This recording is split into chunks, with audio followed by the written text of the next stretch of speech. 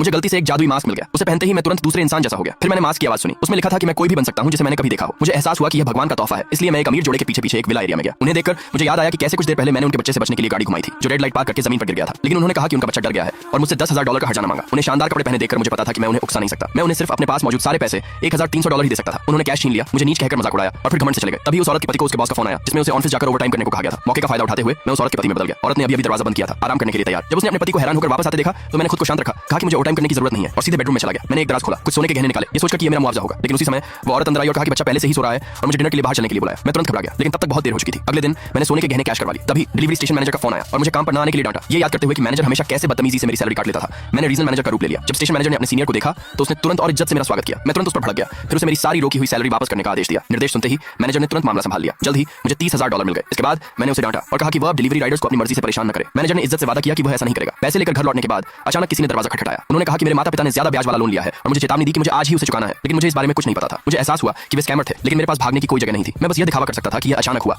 और कहा कि मुझे पैसे जुटाने की जरूरत है ताकि वे सावधान हो जाएं। गैंग लीडर ने सच में मुझ पर यकीन किया और अपने आदमियों को मुझ पर नजर रखने का ऑर्डर देने के बाद वह मौके का फायदा उठाते हुए चला गया। मैंने दिखावा किया कि मैं नीचे वाले पड़ोसी से पैसे उधार लेने जा रहा हूं। दूसरे पार्ट के लिए कमेंट में यस लिखें।